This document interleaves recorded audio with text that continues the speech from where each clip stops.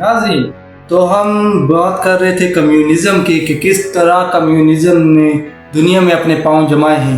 تو آج ہم جو بات کریں گے وہ چائنا کی کریں گے کہ کس طرح چائنا میں کمیونزم کا انقلاب برپا ہوا ہے. ناظرین، 1948 سے پہلے چائنا میں ایک پارٹی رول کر رہی تھی، ریپبلک آف چائنا.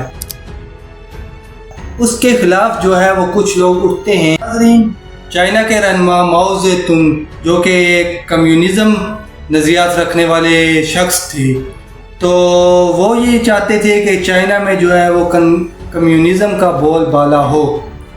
ان کا یہ جو ہے وہ ارمان تھا اور وہ یہی چاہتے تھے. لیکن دوسری طرف جو ریپبلک آف چائنا پارٹی تھی وہ امریکہ بیسڈ، امریکہ کی جو پشت پناہی میں تھی، تو وہ نہیں چاہتی تھی کہ روس کا اور یا پھر کارل مارکس کا جو کمیونزم ہے وہ چائنا میں آئے. تو ناظرین، 1948 میں کچھ ایسا ہوتا ہے کہ ماؤ زے تونگ بہت زیادہ پاپولر ہو چکے ہوتے ہیں چائنا میں،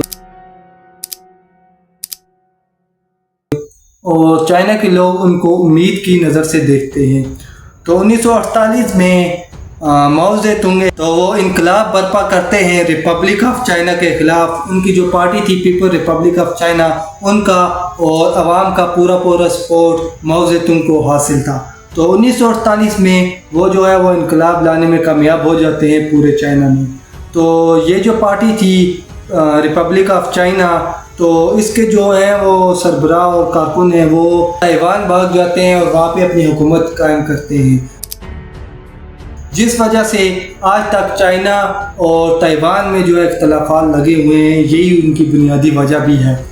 تو چائنا میں ماؤ زے تونگ جو ہے وہ کمیونسٹ نظریات لاتے ہیں اور کمیونسٹ جو ہے وہ قوانین بناتے ہیں چائنا میں.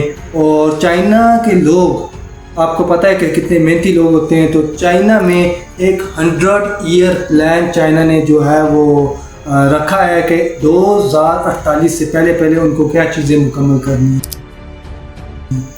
ناظرین، چائنا پاکستان سے 1 سال بعد انقلاب آیا، یا پھر آپ کہہ سکتے ہیں کہ چائنا پاکستان سے 1 سال بعد آزاد ہوا. لیکن آج چائنا جس مقام پہ ہے، جس ترقی پہ ہے، تو اس کے پیچھے ان حکمران کا بہت بڑا کلیدی کردار ہے. تو دیکھا جائے تو سب سے پہلے کہیں پہ بھی اگر آپ کو ترقی لانی ہے یا آپ کو انڈسٹریل ریولوشن لانا ہے، تو اس کے لیے آپ کو ایک سٹیبل حکومت چاہیے جو کہ چائنا میں تھی. دوسری چیز، اگر آپ دیکھا جائے تو آپ کے پاس اتنی مین فورس ہونی چاہیے، یعنی کہ اتنے لیبر ہونے چاہیے، اتنے آپ کے پاس وسائل ہونے چاہیے جہاں پہ انڈسٹری لگ سکے. وہ بھی چائنا کے پاس بہت زیادہ تھی، کیونکہ آپ جانتے ہیں کہ 2024 سے پہلے چائنا جو ہے وہ دنیا کی سب سے بڑی آبادی والا ملک تھا. 150 کروڑ آبادی تھی چائنا کی، لیکن اب جو ہے وہ ہندوستان آ چکا ہے. لیکن اور بھی دیکھا جائے تو چائنا کے پاس دریا اور بھی بہت سارے وسائل جو ہیں وہ چائنا ان سے مالا مال ہے.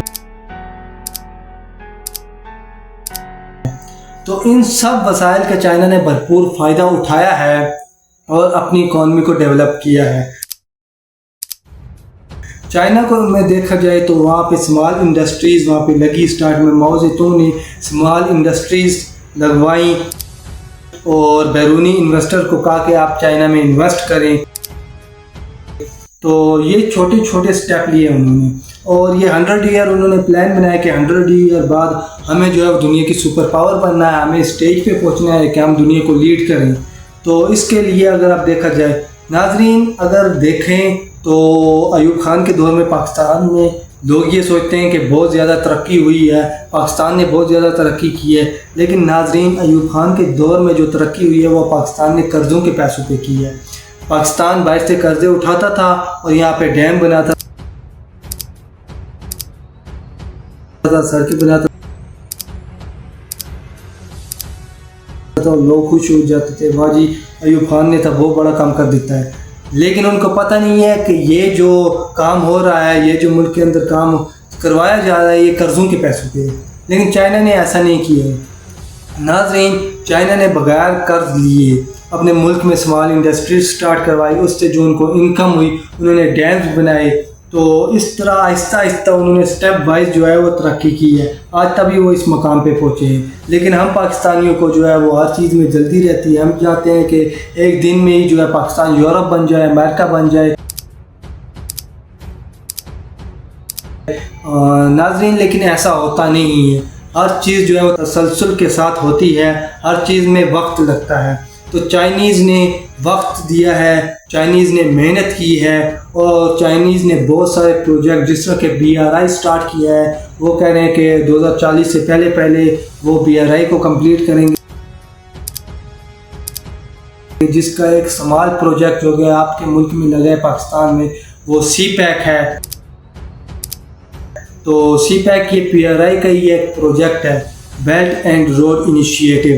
تو یہ چائنا نے بہت بڑا چائنا کا پروجیکٹ ہے، چائنا اپنے ملک کو یورپ کے ساتھ کنیکٹ کر رہا ہے، تو بہت سارے جو ہے چائنا اور بھی پروجیکٹ لگا رہا ہے، اسی میں یہ CPEC بھی آتا ہے، جو کہ یہ خوش ہوتے ہیں کہ چائنا ایک پروجیکٹ ہمارے ملک کے اندر لے کے آیا ہے۔ لیکن اگر پاکستان بھی اسی طرح چائنا کے جو انہوں نے کیا ہے، جسے انہوں نے محنت کی ہے، یہ بھی اگر تھوڑی سی بھی اتنی محنت کر جاتے تو آج پاکستان بھی کسی مقام پہ ہوتا۔ تو ناظرین دیکھا جائے تو کمیونزم سے بہتر نظام ہمارے پاس ہے، ہمارے پاس نظام اسلام ہے، لیکن ہم لوگ جو ہے وہ اسلام کو فقط نماز اور روزے کی حد تک ہی دیکھتے ہیں، اور حج کی حد تک ہی دیکھتے ہیں، یا پھر بہت ہوا تو زکوٰۃ کی حد تک دیکھیں گے۔ لیکن اسلام جو ہے وہ کل ضابطۂ حیات ہے، اور ہمیں ملک میں اسلام کا نفوذ کرنا پڑے گا، تبھی پاکستان ترقی کرے گا۔ شکریہ۔